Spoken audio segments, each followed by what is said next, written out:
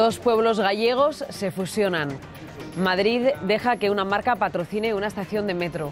Un alcalde italiano prohíbe a sus vecinos morirse. Y los arqueólogos griegos lanzan una campaña para salvar el patrimonio heleno de las garras del FMI. La tijera impone su ley y obliga a los responsables públicos de toda Europa a buscarse la vida con iniciativas como estas. Son esas pequeñas historias que se escriben al dictado de los recortes. Hola, ¿qué tal? Buenas noches. Conmoción en Bélgica por el accidente de autobús en el que han muerto 28 personas, entre ellas 22 chavales de unos 12 años que volvían de pasar unos días en los Alpes suizos. Es la noticia más triste de este miércoles, un día en el que la Corte Penal Internacional ha dictado la primera sentencia en sus 10 años de historia. El tribunal ha condenado al congolés Thomas Lubanga por reclutar para su guerrilla a niños soldados y obligarlos a asesinar a personas de la etnia rival. Albañil y camionero antes que escritor, Henri De Luca encuentra también alimento literario en su pasado como militante en organizaciones de extrema izquierda. En Italia es una eminencia y en Francia y Alemania ya ha recibido varios premios. Hemos estado con él, con Henri De Luca, ahora que ha venido a España a presentar su última novela titulada Los peces no cierran los ojos.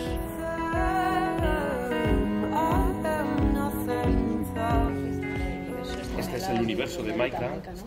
Juan Echanove vuelve a ponerse a las órdenes del siempre polémico Calixto Bieito y lo hace acompañado en el escenario de Maika Makowski.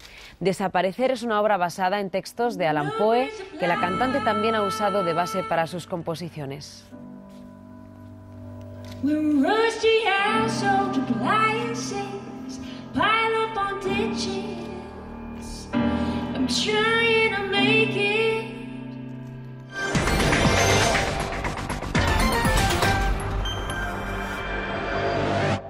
El Pleno del Congreso sobre el último Consejo Europeo ha tenido como protagonista nuestro objetivo de déficit, el 5,3%.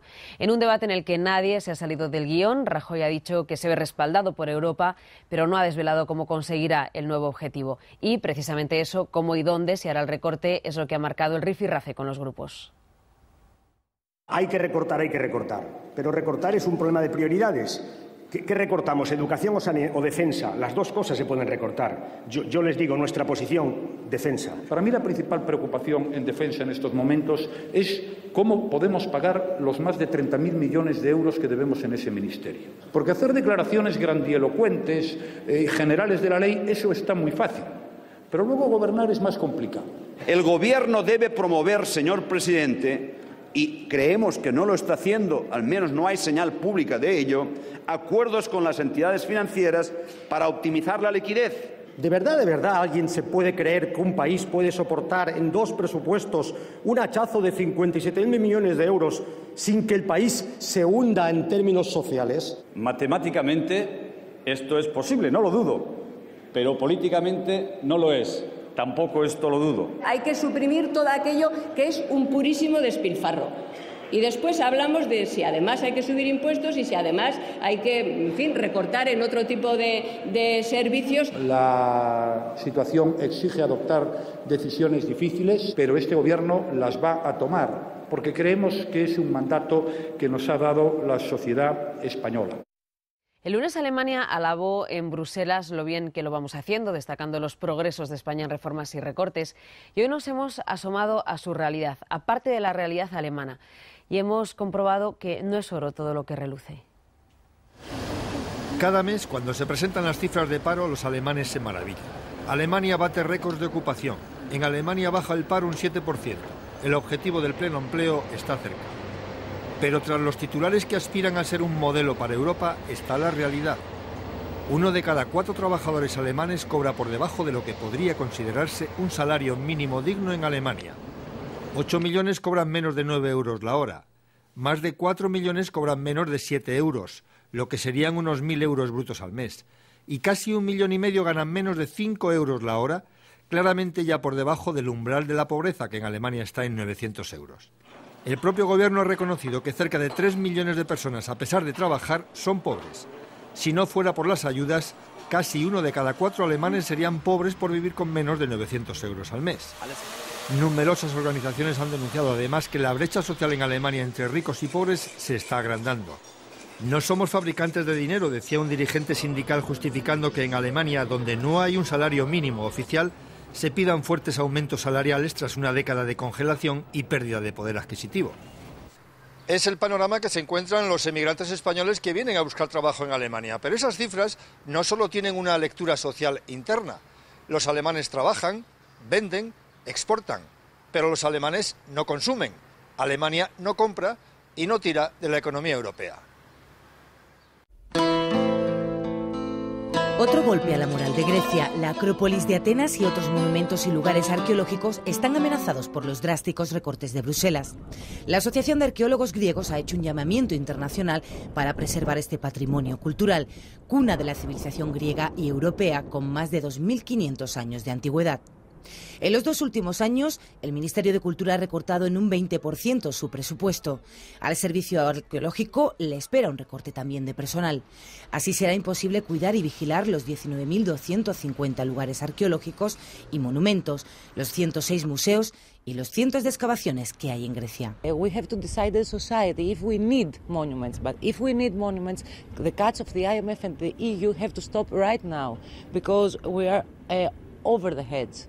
If we lose one more archaeologist or one more night guard, it's like if we cut off the hand of Hermes of Praxiteles. Los recortes en seguridad empiezan a dar problemas. Ha habido robos este año en el Museo Arqueológico de Olimpia que le costaron la dimisión al ministro, y robos de un Picasso y un Mondrian en la Galería Nacional de Atenas. Bajo el lema "Los monumentos no tienen la voz que nosotros tenemos", los arqueólogos alertan que esto también pasará en el resto de Europa. We ask everyone in Europe to understand that shouting for Greece and its monuments is shouting for himself, because all these austerity packages will go to every country in Europe.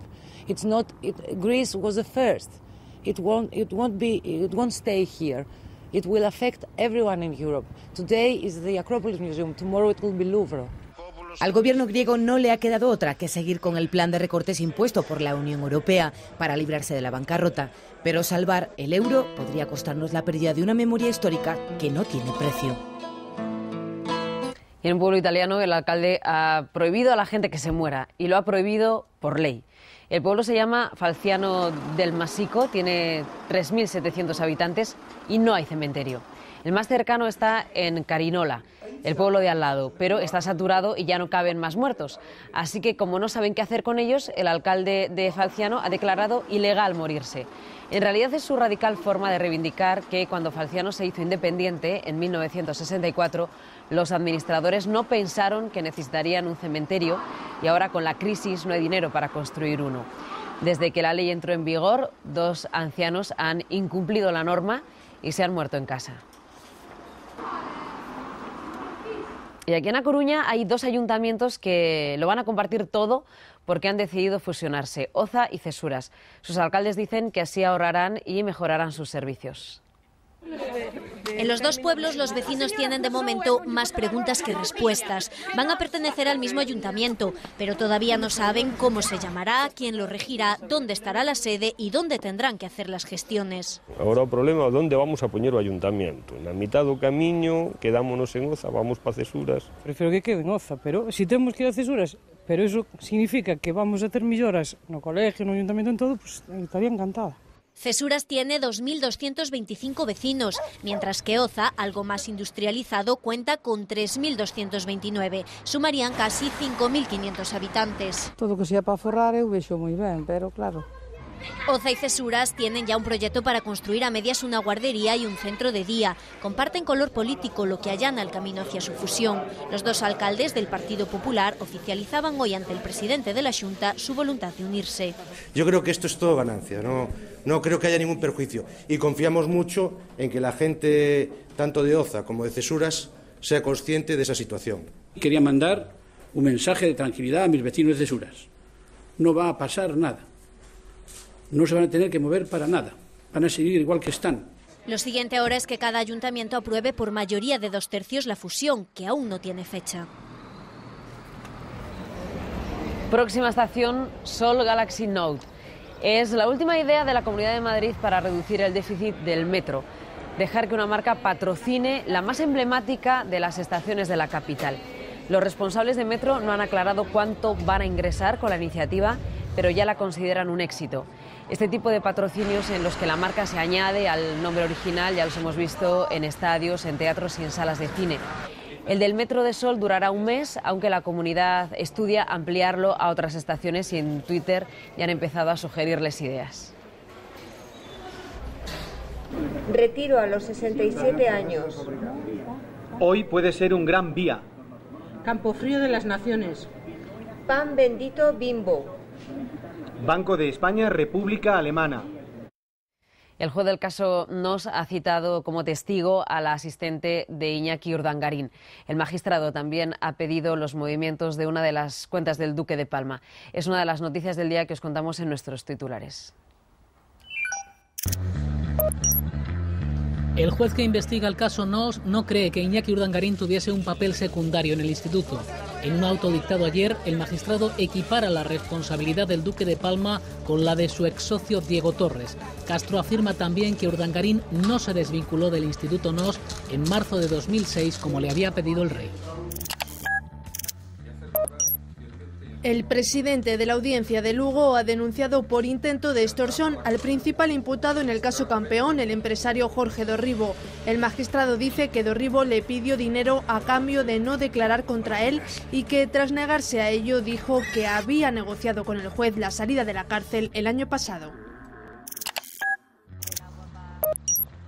La juez que investiga los ERE irregulares en Andalucía ha citado a declarar en abril al exconsejero andaluz de Empleo Juan Antonio Fernández.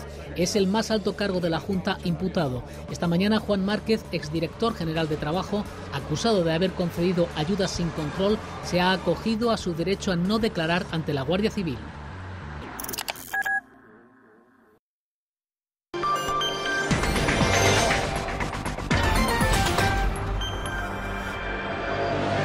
El ejército sirio ha tomado Idlib, el último gran foco de resistencia rebelde, aunque siguen las protestas por todo el país y mañana precisamente se cumple un año desde que empezaron.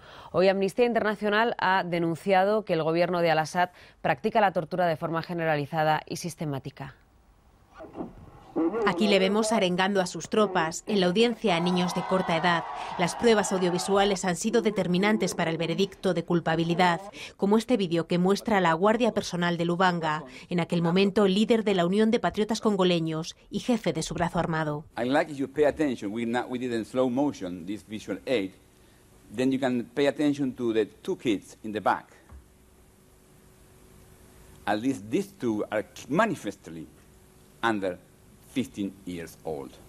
Lubanga cometió sus crímenes según este tribunal entre septiembre de 2002 y agosto de 2003. Fue detenido en 2006 y el juicio no comenzó hasta 2009.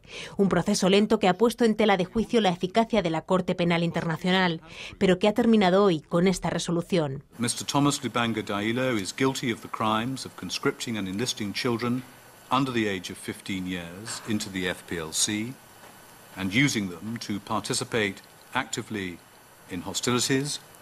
Críticas también por parte de algunas asociaciones de derechos humanos que pidieron que se le juzgara también por las niñas, que sus hombres se apropiaron con el fin de violarlas de manera sistemática.